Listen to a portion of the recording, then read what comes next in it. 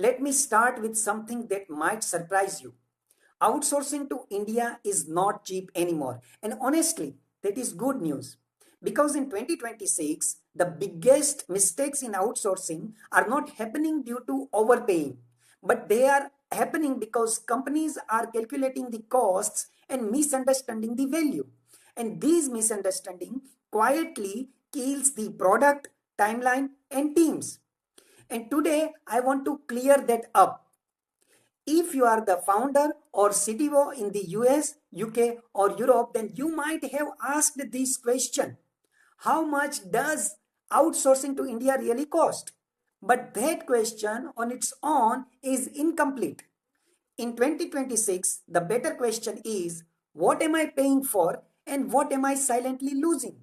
Because AI has changed how fast teams deliver, how quickly mistakes compound, and how expensive bad decisions become.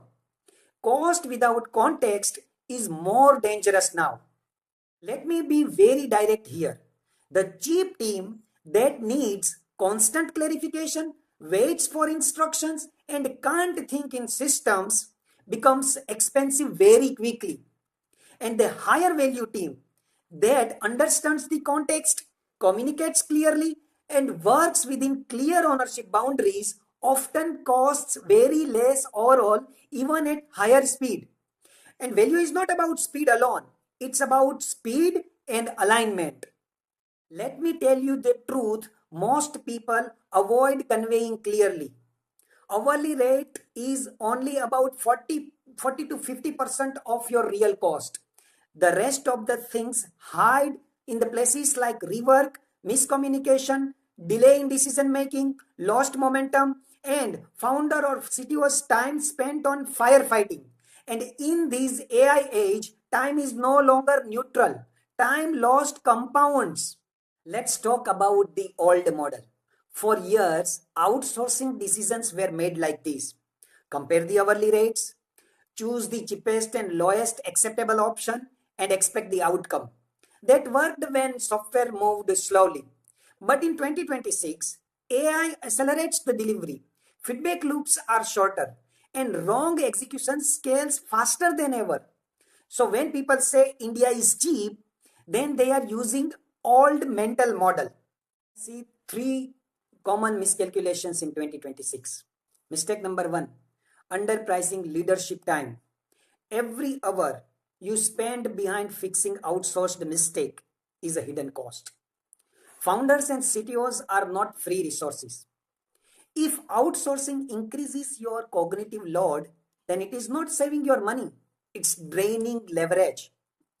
Mistake number two: ignoring the delays in decisions. In fast moving products, delays don't just slow down the deliveries, they kill momentum, demotivate the teams, and confuse the priorities. The low cost teams often wait, whereas high value teams escalates early. And this difference is expensive. Mistake number three: treating all Indian talent equal.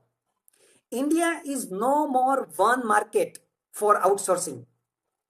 There are different maturity levels, different communication cultures, and different ownership mindsets. And the method of choosing based on only hourly rates ignores this reality.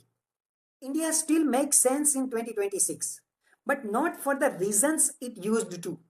It's not just about labor arbitrage and cheap execution anymore, but it's about engineering depth, AI assisted productivity, and process driven deliveries.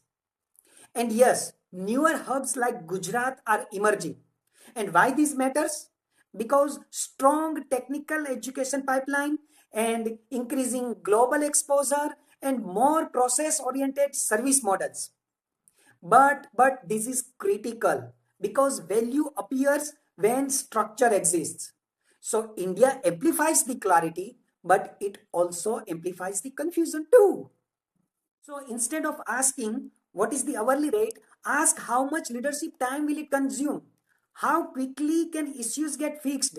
And who owns the outcomes and not just the tasks? Because in 2026, The cheapest line item can be the most expensive decision. AI did not eliminate outsourcing, but it exposed bad outsourcing. AI accelerates good systems, but it also accelerates bad assumptions too. If your outsourcing team lacks clarity, then AI will help them move faster into the wrong direction. And that is why now value alignment beats cost savings. Let me leave you with this. Outsourcing to India in 2026 is no more about finding the lowest price, but it's more about finding the highest leverage. When you calculate value correctly, then India still fits. Emerging hubs still matter and outsourcing still works. But only with the leaders who stop thinking in hourly rates and start thinking in outcome, ownership, and momentum. In the next episode, we'll tackle a question that naturally follows this one. Which outsourcing model works in 2026? Freelancers, agencies, staff augmentation, or hybrid?